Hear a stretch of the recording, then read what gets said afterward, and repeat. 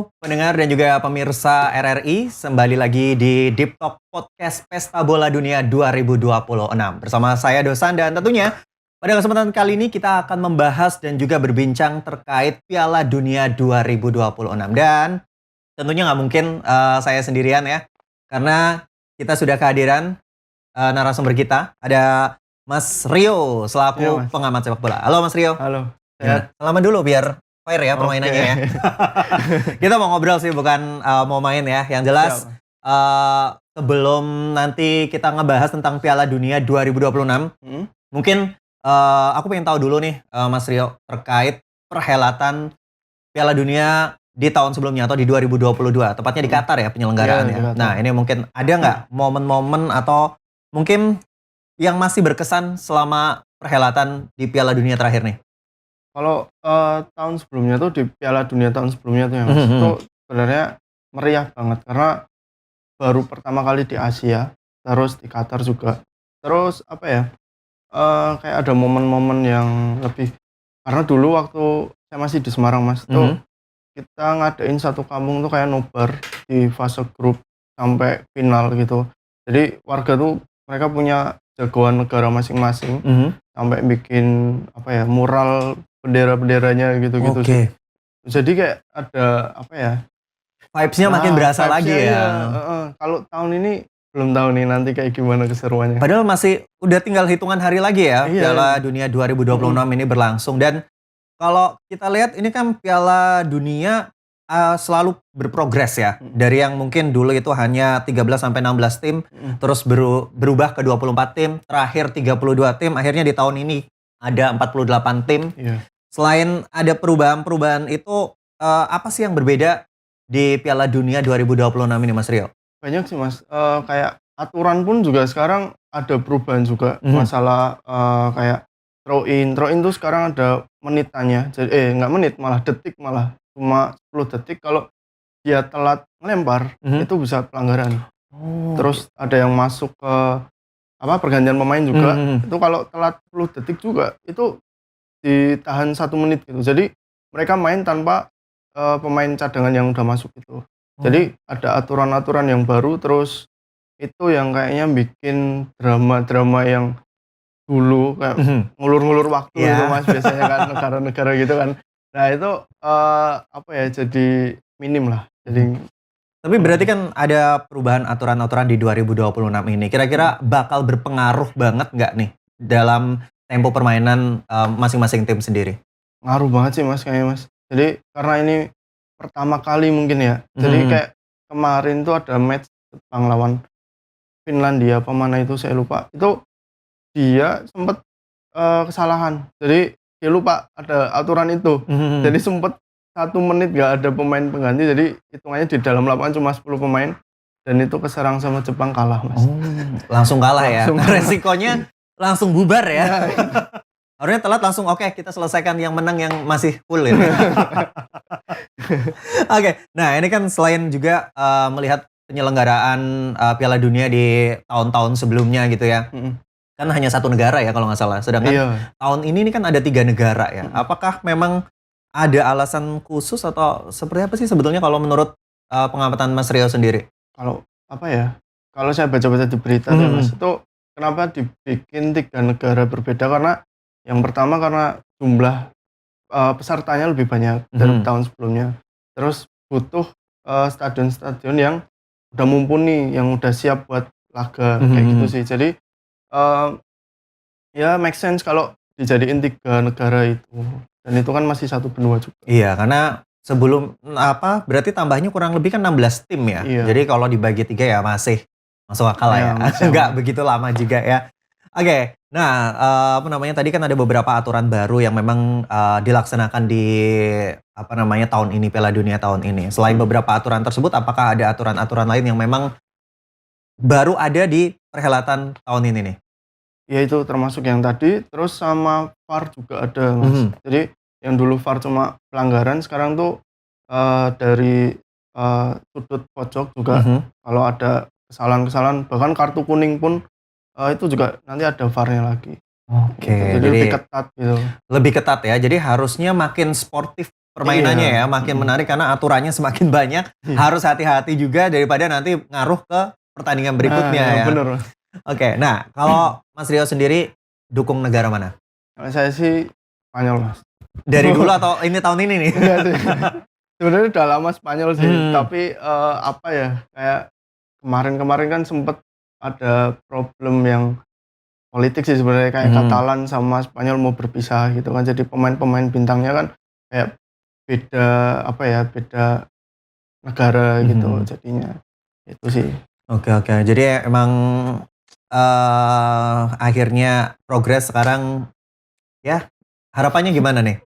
Ya harapannya karena lihat di apa ya, Spanyol kan pemain-pemain sekarang yang muda-muda itu dia udah di apa ya, udah diolah sama liganya jadi lebih bagus gitu loh, Mas. Jadi apa ya, rotasi pemainnya yang dulu mungkin zamannya Iniesta, Xavi kayak gitu sekarang udah ganti Pedri sama Gavi kayak gitu, itu yang bikin mungkin lebih agak percaya diri ke Spanyol sih, Mas. Oke, Kayak jadi gitu sih. peluangnya menurut Mas Rio Spanyol di tahun ini gimana? Mungkin 80%. 80% Iya, Mas lolos ya? lolos. Oke. Satu grup sama siapa aja kalau Spanyol tahun ini nih? Kalau Spanyol ini agak lumayan sih, Mas, karena di grup F kalau nggak salah, kalau nggak F apa I saya lupa itu, karena grupnya banyak banget ya, Mas. Iya, betul. Nah itu kita ngafalinnya tuh agak lumayan ya. Ada 12 grup ya? Iya. Oke, nah ngomongin soal grup, aku pengen tahu juga nih. Ini kan apa namanya pembagian grupnya sendiri. Adakah yang bisa dibilang ini grup-grup neraka, sama ada yang mungkin dibilang ini negaranya kayaknya beruntung banget nih masuk ke grup ini. Kayaknya mempermudah jalannya untuk masuk ke semifinal. Ada, Mas. Yang grup neraka itu sebenarnya negaranya mungkin nggak terlalu apa ya, nggak terlalu sering diunggulin buat juara ya. Kayak di grup itu ada Inggris, ada apa lagi ya? Itu yang agak lumayan sulit mungkin atau kuda hitamnya tuh Venezuela. Venezuela. Iya itu. Jadi di grup yang sama Inggris itu dia Inggris, Ghana, satu lagi saya lupa itu sama Venezuela itu cukup lumayan, Mas. Oke, ini kan di tahun ini juga ada kurang lebih 8 kalau nggak salah ya. Iya, 8 negara-negara yang baru debut. Nah, ini peluangnya seperti apa nih menurut Mas Rio? Mengingat ada 8 negara baru, berarti kan dari tambahan total 16 ya. Iya. Dari yang tadinya 32 jadi ke 48. Dan 16 ini, tambahan ini yang 8-nya ini baru debut semua nih. Nah, ini seperti apa nih? Apakah peluangnya sama dengan yang lain atau harus ekstra? Kalau di Piala Dunia tuh kadang ya, Mas, kadang kita nggak bisa ngira. Beda kalau tim kan dibayar terus punya uang ya, dia bisa beli pemain bagus-bagus. Tapi kalau di negara kan seadanya pemain. Nah, bahkan kalau di Piala Dunia tuh kadang ada itu apa ya, kuda hitamnya tiba-tiba negaranya biasa aja, kayak apa, misal kayak Venezuela kemarin, terus ada beberapa negara yang Angola juga lolos, terus Tobago juga lolos. Itu kan Iya, Trinidad Tobago. iya, itu ternyata apa ya, nggak lolos juga gitu. Kemungkinan ya ada peluang untuk bisa lah, Mas. Minimal lolos grup dulu sih. Iya nggak? Iya ya, karena ada beberapa kayak Italia akhirnya Nah, gagal lagi. Udah ketiga kalinya ya gagal ya. kasihan tuh, Mas. Nah, ngomongin soal grup juga kan apa namanya udah sebagian negara sebenarnya udah rilis juga ya pemain-pemain yang akan dimainkan di Piala Dunia 2026 sendiri ini. Nah, kira-kira menurut Mas Rio sendiri komposisi pemain yang memang sudah diumumkan yang bakal berlaga ini seperti apa nih? Ada yang menarik perhatian kah atau seperti apa? Ada sih, Mas, ini kan beberapa pemain juga yang masih usia muda ya. Ada yang 17 tahun, ada yang 18 tahunan. Itu kayak Lamine Yamal yang dari Spanyol. Terus ada Nico Paz juga itu dari Argentina. Yaitu Estevao, saya lupa itu diajak lagi apa enggak, karena sempat dicoret. Estevao itu dari Chelsea, dia masih muda juga. Sebenarnya bibit-bibit apa ya, buat regenerasi di negara tersebut udah cukup bisa lah untuk maju di ajang Piala Dunia sih, kayak gitu. Oke. Jadi ya tinggal dilihat aja ya, karena kembali lagi ini kan teamwork ya. Iya, benar. Bukan hanya 1-2 pemain aja ya. Oke. Nah, kalau apa namanya tadi kita udah bahas terkait dengan grup neraka atau ya yang bisa dibilang grup surga juga ya. Iya, benar. Nah, saya pengen tahu juga nih, kalau menurut Mas Rio sendiri, negara yang apa namanya dari 48 ini negara yang bisa dibilang ini kayaknya udah siap buat menang. Beberapa sih, Mas. Saya lihat ya, kalau dari pendapat saya sendiri, itu Spanyol. Spanyol dari semua skuadnya itu muda-muda dan apa ya, insya Allah siap sih. Terus ada lagi Prancis. Prancis kan dia juga masih skuad muda juga dan regenerasinya masih panjang. Terus ada Belanda juga masih bagus tuh, Mas. Oke. Yang kita tahu apa darahnya agak kecampur Indonesia dikit ya. Di Belanda itu. Terus ada lagi Argentina. Argentina juga itu kan tahun lalu juga juara. Iya. Jadi mesti ya bakal siap banget sih, Mas.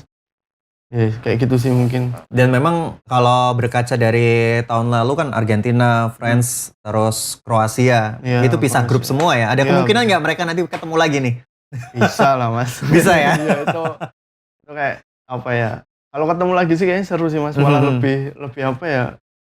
Lebih nggak di luar ekspektasi mungkin kayak gitu. Tapi ada nggak apa namanya kuda hitam yang kiranya ini pas kayaknya bakalan mudah banget melaju ke bahkan bisa sampai ke semifinal atau bahkan ke lebih jauh lagi?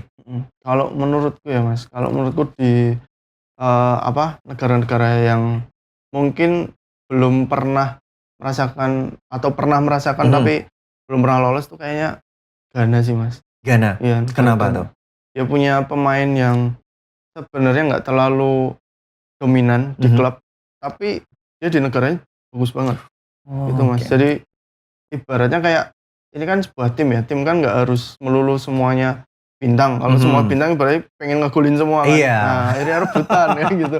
Nah, kalau di Ghana ini saya lihat semua merata, Mas. Jadi mungkin struktur permainnya lebih bagus. Oke. Kayak gitu sih. Kalau ngomongin juara, ada kemungkinan nggak Argentina bakal juara lagi? Kemungkinannya kalau menurutku kecil, Mas. Kenapa? Karena bakal waduh. Apakah komposisi permainan pemainnya begitu berpengaruh atau lawan-lawannya ini gimana nih? Lawan-lawannya sih, Mas. Lawan-lawannya. Lawan-lawannya kayaknya lebih siap untuk apa ya? Lebih ke gimana caranya ngalahin Argentina. Sekarang kan ibaratnya dulu itu di Argentina kan masih mendukung Messi banget gitu. Sosok Messi-nya tuh masih sekarang kan udah uzur ya, Mas. Ya. Udah tua. Sudah senior. Iya, udah vintage. Jadi apa ya? Mungkin ya saatnya yang muda-muda sih, Mas. Mungkin Argentina itu pemainnya tuh masih ada beberapa yang ya itu contohnya kayak Messi, bahkan Ronaldo pun juga masih dipanggil. Itu berarti kan kayak belum percaya diri sama pemain mudanya aja sih. Nah, ngomongin soal pemain muda, pemain-pemain bintang, ini kan juga ada apa namanya bintang-bintang baru nih ya. Nah, kira-kira bakalan yang bersinar nanti di Piala Dunia 2026 apakah masih akan diisi oleh bintang-bintang lama atau justru nanti akan bermunculan nih pemain-pemain muda yang apa namanya potensinya cukup bagus nih? Nah, itu biasanya sih emang ada pemain-pemain muda yang tiba-tiba muncul gitu, Mas. Kita nggak tahu dari klub mana, kita nggak tahu dari dia apa berjuangnya gimana itu. Kayak misal contohnya Estavao kita belum tahu. Terus dulu ada namanya Cole Palmer. Nah, itu dulu pemain City juga. Di City masih muda banget, ternyata di Chelsea bersinar kayak gitu loh, Mas. Nah, nggak tahu nanti pas di Inggris di timnasnya gimana. Terus ada lagi kayak Lamine Yamal di klub, kita tahu kan dia udah kontribusi besar banget buat Barcelona, tapi nggak tahu lagi nanti di timnas gimana kayak gitu. Oke, ini melihat Piala Dunia 2026 sendiri ini kan dari awal sudah mulai ya rame ya. Selain rame karena tim-timnya dan juga beberapa pembaharuan dari aturan, terus jumlah tim yang masuk, kan juga sempat rame terkait geopolitik juga ya. Iya tuh, Mas. Nah, ini seperti apa nih? Apakah kayaknya juga cuma di satu apa namanya penyelenggara negara itu aja ya.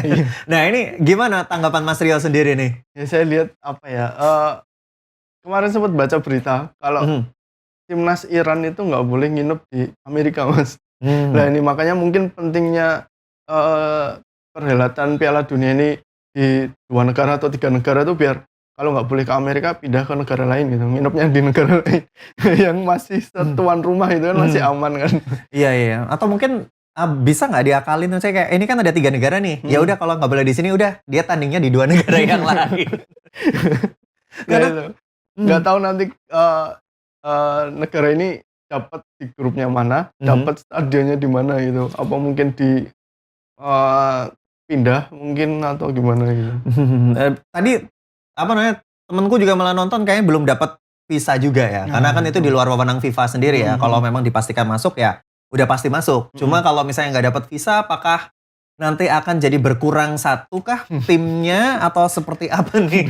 Karena kan mungkin ada beberapa pemainnya yang nggak bisa dapat visa atau malah justru keseluruhan nggak dapat visa. Iya. Ini nanti gimana nih berarti Mas Rio nih? Nah itu Mas, itu apa ya, emang ternyata sepak bola itu nggak bisa apa ya, dipisahin dari politik nggak sih? Iya betul Nah. sekali, karena kebijakan FIFA dan juga kebijakan negara penyelenggara kan juga saling berkaitan ya, dan nggak bisa intervensi nih FIFA ke kebijakan negara tersebut gitu. Nah makanya ya ini cukup, makanya di tahun ini tuh Piala Dunia paling unik lah Mas. Aturan baru, harus negara lebih banyak lagi. Ada ibaratnya lagi negara konflik lagi main juga. Jadi ya nggak tahu ini Mas, ini banyak kejutan lah. Ya pemilihan 3 negara ini juga apa namanya ya menimbulkan polemik juga ya, karena Bener. otomatis 3 aturan juga ya di masing-masing pemerintahannya masing-masing. Nah terkait dengan apa namanya pemain top yang gagal masuk ke Piala Dunia nih, Mas Rio, ini apakah akan mengurangi kemeriahan Piala Dunia 2026 atau justru ini akan membuat cerita baru nih yang lebih berwarna? Ya menurutku sih emang mungkin pemain-pemain yang senior itu ada kayak daya tariknya sih Mas. Kayak mungkin Ronaldo kenapa masih dipanggil, jelas mesti buat menarik penonton, atau pendukung-pendukungnya Ronaldo masih pengen nonton, Messi juga pun kayak gitu kan. Jadi kalau dibilang masih rame ya mungkin masih rame Mas. Tetap masih rame ya, karena ya beberapa pemain pun kan juga masih banyak yang tetap join ya. Ya mungkin ada pendukung-pendukung mungkin kayak di pendukungnya Real Madrid tuh ternyata hampir pemainnya nggak dipanggil di skuad timnas Spanyol Mas. Nah ini sebetulnya apa namanya pemilihan ya itu kan sebenarnya hak dari pelatih ya. Nah ini apa yang biasanya tuh pertimbangannya seperti apa sih pelatih menentukan oke ini masuk apa namanya tim ini kayaknya nggak dulu deh, itu gimana? Biasanya taktikal Mas. Taktikal. Ya alasan pertama tuh biasanya taktikal. Kadang juga ya kalau cara kotornya titipan gitu Mas. Oh ada titipan juga di bola ya? Mungkin ya. Ya itu kalau mungkin kayak apa ya, ya kalau rumor-rumor baca berita di netizen itu kan ada, wah ini pelatih ini nggak suka sama pemain klub ini ya gitu. Akhirnya timnas Spanyol tuh hampir nggak ada pemain Real Madrid Mas. Padahal kita kan itu masih satu negara kan ya. Oke. Tapi aku pengen tahu ini apa penasaran juga ya, karena aku kebetulan kan nggak begitu paham terkait bola. Tapi pengen tahu apakah pemain-pemain yang nantinya akan bermain di Piala Dunia 2026 di masing-masing negara ini akan dilihat juga dan akan menentukan rate mereka after Piala Dunia sendiri nih. Jelas sih Mas. Itu emang jelas-jelas apa ya? Ajang benar-benar mereka tuh bakal naik apa ya? Value-nya, harganya ibaratnya gitu. Ya itu makanya kenapa mereka berlomba-lomba buat nyetak skor atau minimal tampil bagus di Piala Dunia. Tapi kadang pun bagus di Piala Dunia belum tentu pas di klub bagus Mas. Kayak gitu. Jadi karena beda orang lagi ya. Nah, beda orang, beda tim, beda pelatih. Nah, bondingnya juga beda lagi ya. Iya. Oke, nah pengen tahu juga, ini kan udah terbagi kurang lebih 12 grup ya, 12 grup, masing-masing grupnya ada 4. Nah, kira-kira menurut Mas Rio, di antara beberapa grup tersebut, mana pertandingan yang pastinya bakal ramai banget, yang paling dinantikan masyarakat, dan ya pokoknya yang kiranya euforianya tuh bakal kerasa banget nih? Kalau menurutku Mas, aku pengen banget ketemu tuh Argentina lawan Prancis lagi. Itu jelas pasti lebih rame. Karena mungkin balas dendam ya Mas. Dulu di final Prancis kalah sama Argentina. Akhirnya Argentina juara. Nah, terus saya pengen ketemu tuh Belanda sama Spanyol. Itu juga sama. Dia punya, apalagi Belanda kan sempat nggak masuk ke Piala Dunia juga. Tuh, jadi ya mungkin apa ya, ingin melawan kayak balas dendamnya di final juga sama sih. Jadi itu beberapa apa namanya yang pengen ya. Pengen. Tapi kalau di antara 48 ini yang menurut Mas Rio sudah pasti, ini nggak usah khawatir, udah dipastikan bakalan masuk semifinal.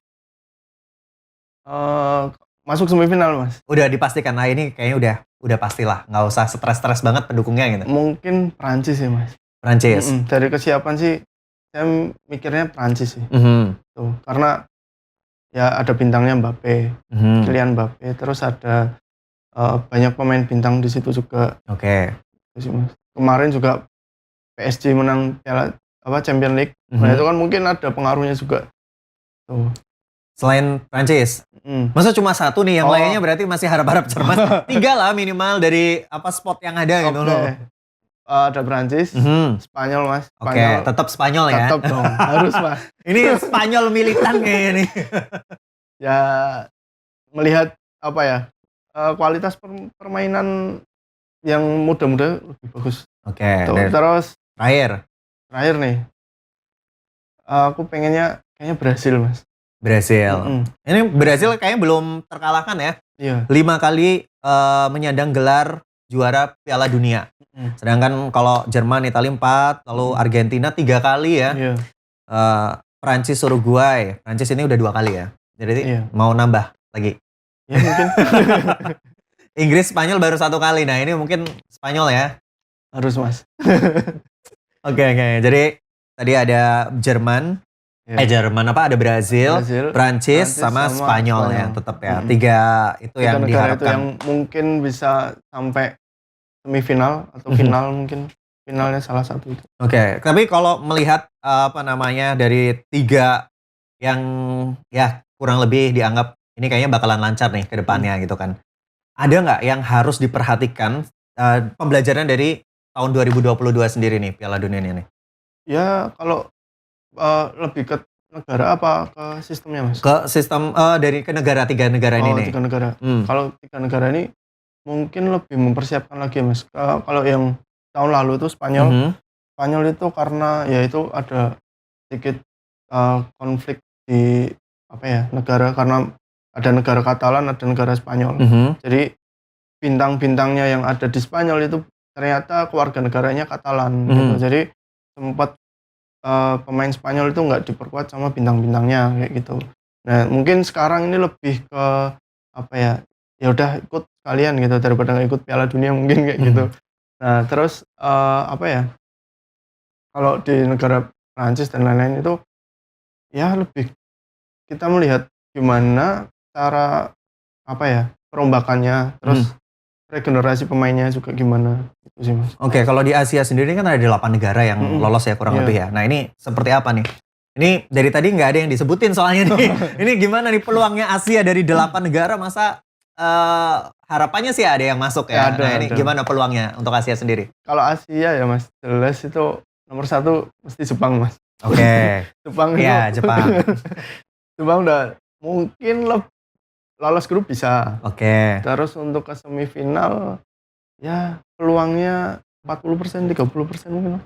Apa yang harus diperhatikan biar peluangnya semakin banyak nih kalau dari Jepang? Kalau di Jepang ya, kalau di Jepang itu sebenarnya dari segi permainannya Jepang itu udah bagus Mas. Dia ya tipikal permainan Asia, karena Asia kan kecil terus larinya cepet Mas. Nah di Jepang sendiri itu juga dia bisa bisa ngalahin negara gede dengan kecepatannya, skillnya kayak gitu.